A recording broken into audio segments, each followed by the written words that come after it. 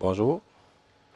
Au cours de cette séance, nous allons appliquer toutes nos connaissances à propos de la logique programmée et les microcontrôleurs.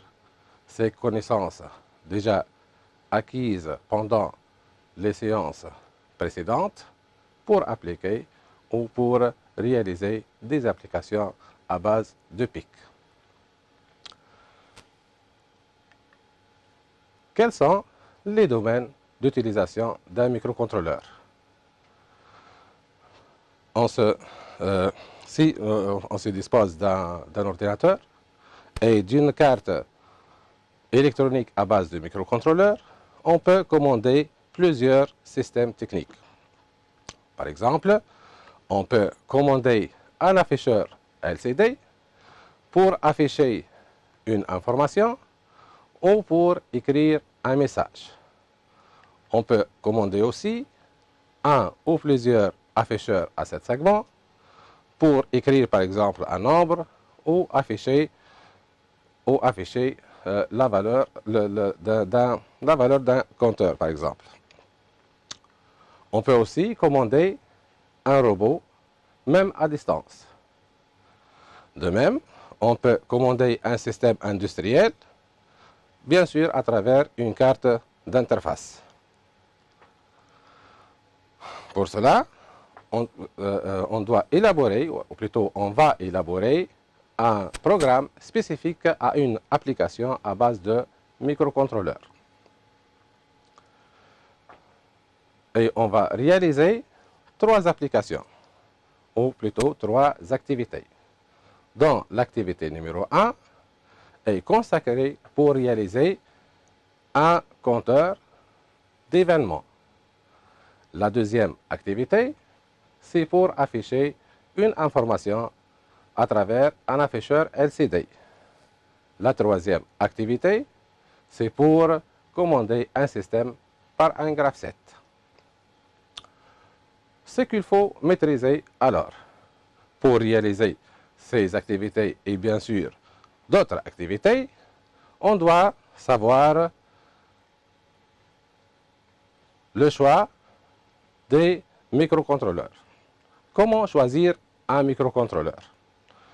Le choix d'un microcontrôleur est basé sur plusieurs critères. On cite quelques critères. Par exemple, le nombre d'entrées et sorties.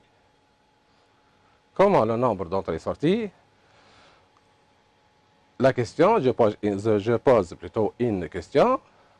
Est-ce qu'on peut commander un système ayant 15, par exemple, entrées-sorties en utilisant un microcontrôleur PIC6F84? La réponse, c'est non, bien sûr, parce que, en se référant à la document technique du microcontrôleur PIC6F84, nous avons, le microcontrôleur possède 13 entrées-sorties. Et la condition, c'est que le nombre d'entrées-sorties du microcontrôleur doit être supérieur à la limite égale au nombre d'entrées-sorties du système. Le deuxième critère, c'est la taille de la mémoire programme. Puisque on ne peut pas transférer dans un microcontrôleur de taille telle que la taille de sa mémoire programme est de 1 kg, comme le microcontrôleur PIC6F84A, un programme de taille 2 kg par exemple. Donc pour cela, on doit choisir un autre microcontrôleur dont la taille est supérieure, la taille de la mémoire programme est supérieure à celle du programme. Un autre critère de choix, c'est la tension électrique, ou plutôt la consommation électrique. On parle ici de la tension d'alimentation et du courant absorbé. La tension, par exemple, il y en a des microcontrôleurs qui fonctionnent avec une tension de 5 volts, d'autres microcontrôleurs nécessitent une tension de 3,3 volts, par exemple. Il faut bien choisir le microcontrôleur ici. Ensuite, un autre critère, c'est l'environnement de développement. Par exemple, matériel et logiciel, coût et disponibilité. À propos matériel et logiciel, je pose une question. Est-ce qu'on peut programmer un microcontrôleur PIC16F84 pour mesurer ou pour lire une grandeur analogique? Bien sûr que non, puisque le microcontrôleur PIC16F84 ne peut pas lire une grandeur analogique, puisqu'il n'a pas de convertisseur analogique numérique. Donc, on doit choisir un autre microcontrôleur qui possède un convertisseur analogique numérique. Par exemple, le 877, le 16F876. La disponibilité et le coût, il faut choisir un microcontrôleur disponible dans le marché, par exemple, et le moins coûteux. On passe à la deuxième chose qu'on doit bien maîtriser, c'est ce qu'on a, cette chose qu'on a parlé, dont on a parlé plutôt, dont on a parlé pendant les autres séances ou les séances précédentes, c'est la structure d'un programme. Qu'on a dit que la structure est constituée d'une entête du programme. Et il faut ensuite déclarer les variables et les constantes et le corps du programme. On passe à une autre chose qu'il faut les maîtriser, qui sont les structures alternatives et itératives. Et on cite quelques exemples. Les boucles if, then, c'est-à-dire if une condition, then il va exécuter un traitement. For i de point égale valeur initiale, to valeur finale, do, donc il va exécuter un traitement. Et la boucle while in condition, then, ou case expression of. Quatrièmement, les instructions spécifiques.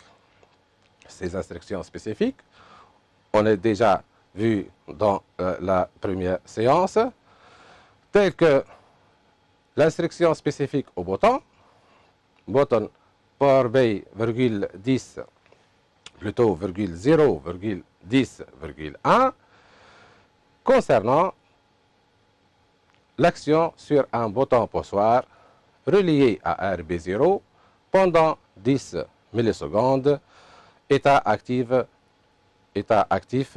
haut. Et cette instruction est utilisée pour éliminer les rebondissements dus à l'action sur le bouton poussoir, par exemple.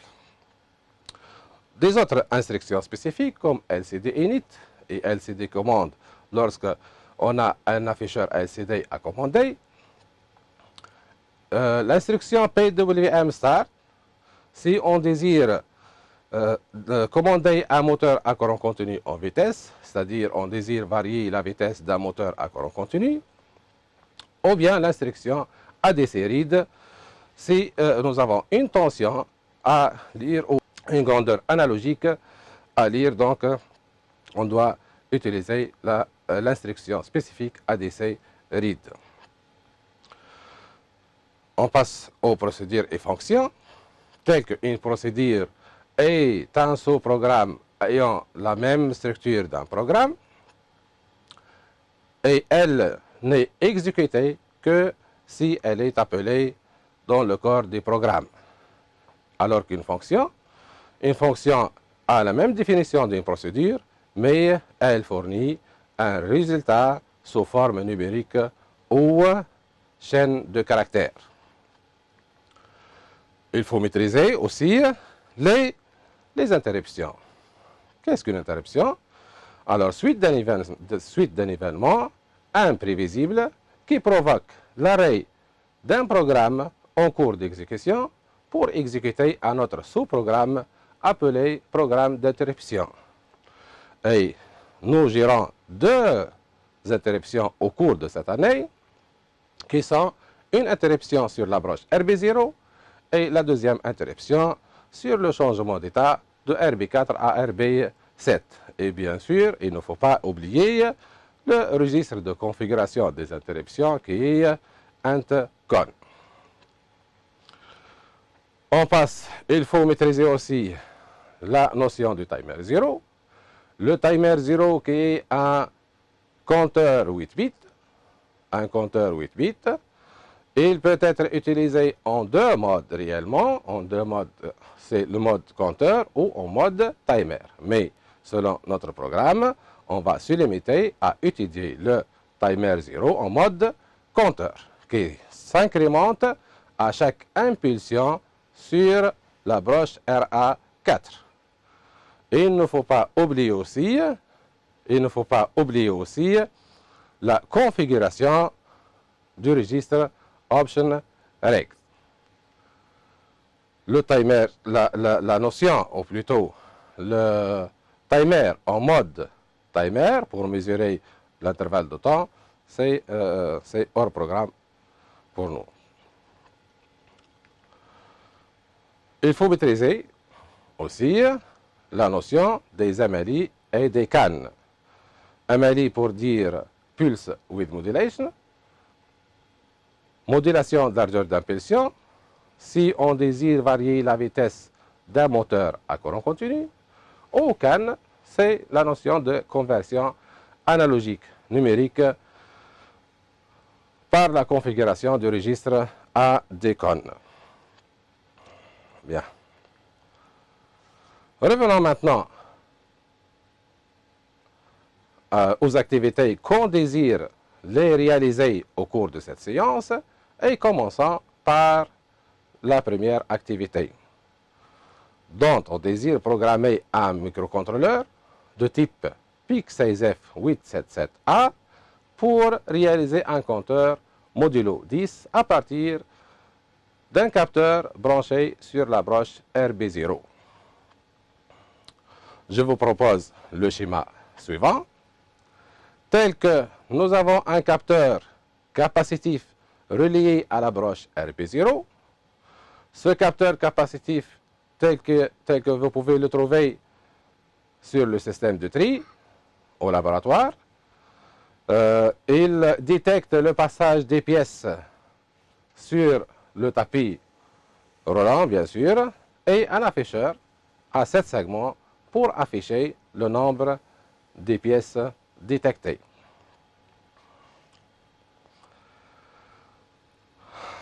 Commençons par la configuration, ou plutôt l'identification des entrées et des sorties du système. Donc, nous avons les variables d'entrée qui a un capteur relié à la broche RB0. Donc, le capteur est relié à la broche RB0. Les variables de sortie, c'est l'afficheur à 7 segments qui est relié aux broches RA0, RA1, RA2 et RA3. On passe maintenant pour la configuration des registratrices. Et je vous rappelle que pour configurer les registratrices, si une broche est utilisée comme entrée, donc on écrit 1 dans le bit correspondant du registratrice.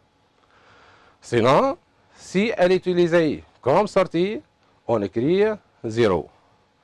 Si cette broche n'est pas utilisée, on écrit 1 puisqu'elle est utilisée comme une entrée, plutôt puisqu'elle sera considérée comme une entrée non utilisée. D'où on obtient la configuration du registre trice suivante. RB0 est utilisé comme entrée, donc on écrit 1. Toutes les autres broches RB1, RB2, RB3 jusqu'à RB7 sont des broches non utilisées, donc on va écrire 1 dans chaque bit. On obtient alors la valeur du trice B qui est égale à FF dans la base 16. Et vous vous rappelez bien qu'on doit, si on veut écrire un nombre dans la base 16, on écrit 0x f f. Et maintenant, on configure, de même, on configure le registre trice A. Donc, nous avons RA0, RA1, RA2 et RA3. Ces quatre broches sont utilisées comme sortie. Donc, on écrit 0 dans chaque bit. Et RA4, RA5 et les deux autres broches ne sont pas utilisées. Donc, on écrit 1. On obtient alors trice A égale à 0x f0. Toujours dans la configuration du registre. Et je vous rappelle, ou vous avez remarqué bien, que le microcontrôleur fonctionne en mode interruption sur RB0. Donc pour cela, on doit configurer le registre ANDCON qui correspond plutôt à l'interruption. Et on va configurer, puisque l'interruption est sur RB0, donc nous avons 3 bits à configurer, qui sont le bit Global Interrupt Enable et le bit INTE et le bit INTF. Global Interrupt Enable qui autorise toute interruption externe. Le bit INTE, c'est un bit qui autorise une interruption sur RB0. Et Interrupt Flag, c'est un drapeau qui sera égal à 1 après l'exécution de l'interruption. Donc, on doit le mettre à 0. D'où on obtient la valeur plutôt du registre ANDCON qui est égale à 0x90. Alors, passons maintenant au programme. Et commençons par donc, la structure d'un programme qui dit qu'un programme commence par le mot réservé programme, puis un nom du programme. Donc, nous avons écrit programme et compteur. Puis, on va déclarer les variables. Et nous avons ici une variable compteur de type octet, comme est écrit dans la ligne de commentaire, déclaration des variables comptage de type octet. Donc, type octet, on écrit var compteur de points byte. Ensuite, nous avons une autre procédure. Donc, on va plutôt réaliser la procédure d'interruption, qui c'est une procédure spécifique. C'est une procédure spécifique. Alors, donc, puisque c'est une procédure spécifique, le nom de cette procédure, c'est un mot réservé. Donc, on écrit procédure interrupt. Et interrupt, c'est un mot réservé uniquement pour, ou plutôt lors de l'utilisation d'une interruption. Ensuite, on va écrire le programme qui sera exécuté lors de cette interruption. On écrit, donc, qu'est-ce qu'on va exécuter? Qu'est-ce qu'on va exécuter au cours de cette interruption? On va incrémenter un compteur. Donc, la variable compteur, de point égal à compteur plus 1, pour incrémenter la variable compteur. Et après cette interruption, on doit remettre à 0 le bit interrupt flag du registre ANDCON. Donc, ANDCON.INTF, de point égal à 0. AND, point virgule, c'est la fin de l'interruption. On passe maintenant à la deuxième partie du programme, là où on va parler, où on va configurer les registres. Donc, nous avons le registre trice A, trice B et ANDCON déjà configurés. Donc, trice A, on a dit égale à $F0 ou 0x F0 pour dire que les broches de RA0 jusqu'à RA3 sont des sorties. Et trice B égale à $FF pour dire que toutes les broches du port B, ou plutôt tout le port B, est utilisé comme entrée. compteur égale à 0 pour initialiser le compteur à 0. Ensuite, pour valider l'interruption, on doit configurer le registre endcon et on a dit que endcon de point égale à $90.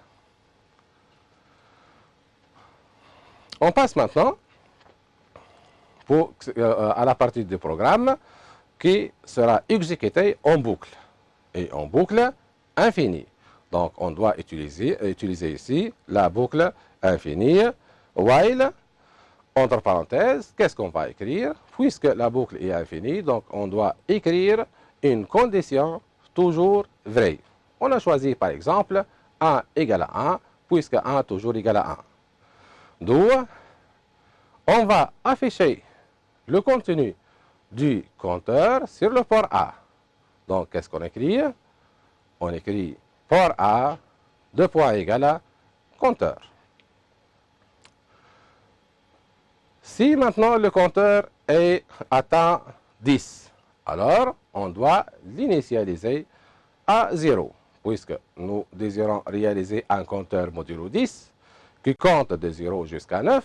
Donc, chaque fois où le compteur atteint 10, donc il revient à 0. On écrit alors compteur, if compteur égale à 10, then compteur égale à 0. And, point virgule et and point pour dire fin programme. Maintenant, on va récapituler tout ce programme. Donc, on a écrit programme compteur, on a déclaré une variable de type byte nommée compteur, puis on a écrit une procédure telle que cette procédure, ou plutôt dans laquelle le compteur sera, ou plutôt va s'incrémenter, compteur de point égal à compteur plus 1 et con.intf de point égal à 0 pour la mise à 0 de l'interrupt flag. L'initialisation et la configuration plutôt des registres. Tris A de point égal à $F0, tris B de point égal à $FF, compteur de point égal à 0, endcon de point égal à $90. While true do, begin, port A de point égal à compteur, if compteur égal à 10, then compteur de point égal à 0, and, point virgule et and point. Je vais passer maintenant à la simulation de ce programme. Voilà, je vais exécuter le logiciel Proteus. Et voilà. Alors, donc nous avons le capteur qui est relié à la broche RB0 et l'afficheur à 7 segments qui est branché au port A de RA0 jusqu'à RA3. Lançons la simulation et on va appuyer à chaque fois sur le capteur pour voir l'incrémentation du compteur. Donc de 0 jusqu'à 9. Après 9, donc il revient à 0. Donc c'est un compteur modulo 10 qui compte de 0 jusqu'à 9. Voilà.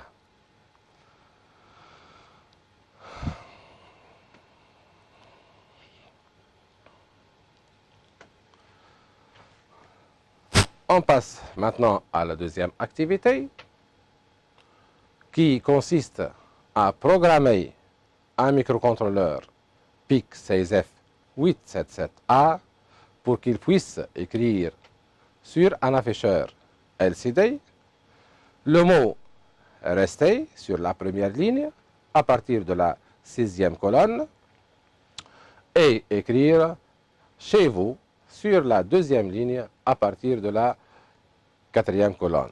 En fait, on veut écrire rester chez vous. Je vous propose le schéma de câblage suivant. Donc, nous avons l'afficheur LCD qui est branché ou relié au port B, tel que RS est relié à la broche RB0. La broche E de l'afficheur LCD pour dire Enable, c'est-à-dire validation, est reliée à la broche RB1. La broche de D4, plutôt les broches de D4 à D7 sont reliées à RB2 jusqu'à RB5 du microcontrôleur.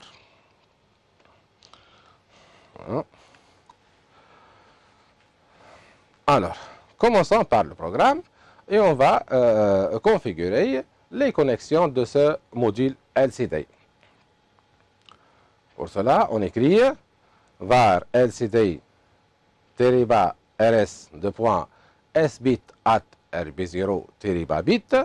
Et pour continuer les autres instructions, on doit se référer au schéma de câblage, tel que RS est relié à RB0, Enable est relié à RB1, de D4 à D7 sont reliés à RB2 jusqu'à RB5. Donc, on écrit var LCD Enable sbit at RB1 terabit, var LCD D4 sbit at RB2 terabit, var LCD D5 sbit at RB3 terabit, var LCD teraba D6 sbit at RB4 terabit et var LCD D7 de point sbit at RB5 terabit. Maintenant, on va passer pour configurer le registre TRIS. On écrit alors var LCD RS direction de point sbit at TRIS B0 terabit. De même pour Enable D4, D5, D6 et D7. Bien, pour continuer notre programme, donc on va compléter notre programme par les structures spécifiques qu'on a déjà vues pendant la première séance. Et la première consiste à déterminer, ou plutôt quelle est l'instruction spécifique pour initialiser un LCD. Voilà. Donc cette instruction, c'est LCD init. Ensuite, pour effacer l'afficheur LCD, on utilise l'instruction spécifique LCD commande LCD clear. Et pour éteindre le curseur, on utilise la commande LCD commande LCD cursor off. Alors, arrivons maintenant à la boucle while true do, begin. On désire afficher le mot rester à la première ligne et sixième colonne. On doit écrire alors LCD out 1,6, voilà, 1,6, le mot rester entre deux apostrophes. Maintenant, pour afficher le message chez vous à la ligne numéro 2 et à la quatrième colonne, on doit écrire donc LCD out 2,4 et chez vous. And, point virgule, et and, point pour terminer ce programme. Le programme complet. On commence par l'entête du programme. Programme commande LCD, puis les connexions du module LCD, telles que var, c'est une variable, var LCD rs sbit at rb0, jusqu'à var LCD d7 de point sbit at rb5 bit, point virgule. Et la configuration du registre TRIS, tel que var LCD rs direction de point sbit at tris B0 tréba bit jusqu'à var LCD D7 direction de point S bit at tris B5 tréba bit. Ensuite, comme nous avons déjà dit pour initialiser l'LCD, on utilise LCD init et LCD commande LCD clear pour effacer l'afficheur LCD et LCD commande LCD cursor off pour éteindre le curseur de l'LCD. Pour arriver à la boucle while true do, begin, et on affiche rester, donc on écrit LCD out 1,6, le mot rester, et pour afficher le message chez vous, on écrit LCD out 2,4 chez vous, 1 de point virgule et 1 de point pour finir le programme. On va passer maintenant à la simulation et on va exécuter toujours le logiciel Proteus. Voilà.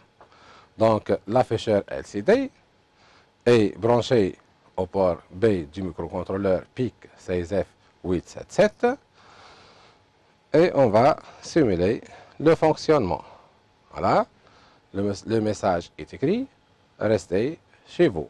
Restez sur la première ligne à partir de la 6e colonne et chez vous sur la 2e ligne à partir de la 4e colonne.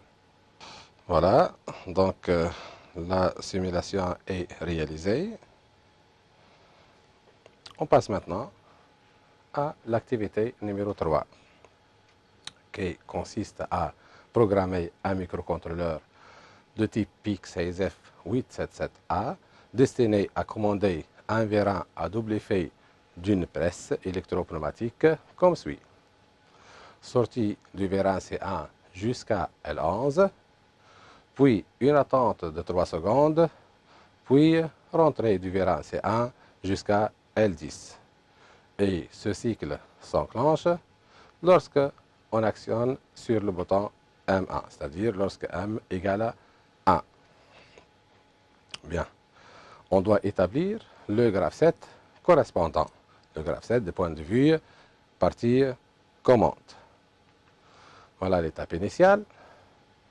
Lorsqu'on actionne le bouton M, on obtient 14M1 pour dire la sortie du vérin C1. Donc, sortie du vérin C1 jusqu'à l'action du capteur L11. Une fois L11 est actionné, l'attente de 3 secondes est enclenchée jusqu'à T/ l'étape 2 / 3 secondes, donc jusqu'à 3 secondes est écoulée. On a rentré du vérin C1 jusqu'à l'action du capteur L10. Puis, on revient à l'étape initiale. Bien. Voilà donc le graphe 7. On doit identifier en premier lieu les variables d'entrée et de sortie. Donc, à partir du fonctionnement du système et le graphe 7 qu'on a réalisé, nous avons les variables d'entrée suivantes. Donc, M, variable d'entrée M, c'est le bouton poussoir.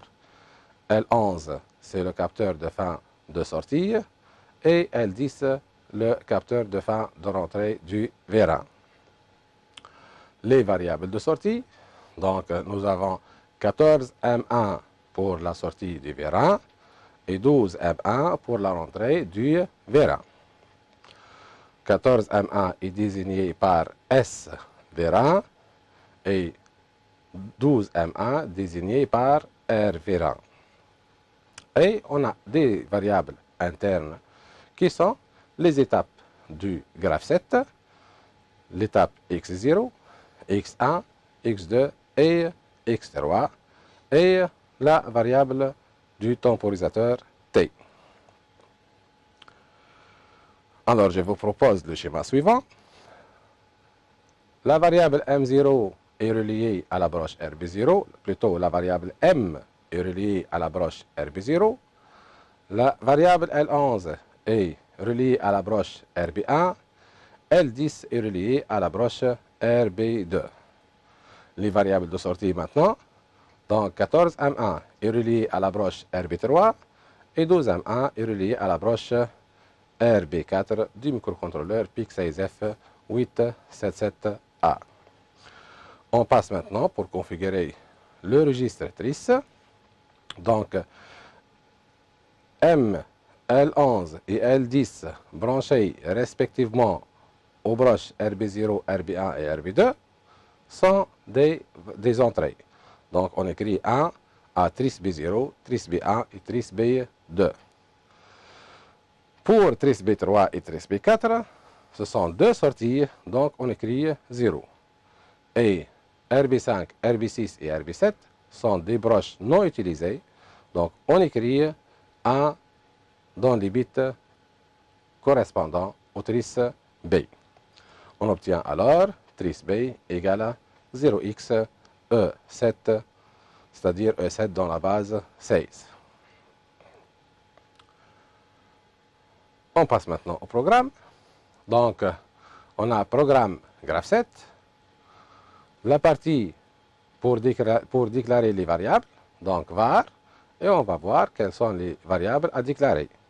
Donc, var, sbit at rb0-bit, il faut voir ici quelle variable est reliée à la broche RB0. Donc, c'est la variable M. Sbit at RB1-bit. Donc, on écrit L11, puisque L11, c'est relié à la broche RB1. Et L10, sbit at RB2-bit. SVR1 et RV1 sont les deux variables de sortie. SVR1 pour 14M1 et RV1 pour 12M1. Donc SVR1 sbit at RB3 et RV1 sbit at RB4 comme indiqué dans le schéma. Les autres variables qui sont x0, x1, x2, x3 étaient de type bit, puisque les étapes x0 jusqu'à x3 étaient peuvent être 0 ou bien 1. Puis, on passe maintenant au registre trice et l'initialisation des variables.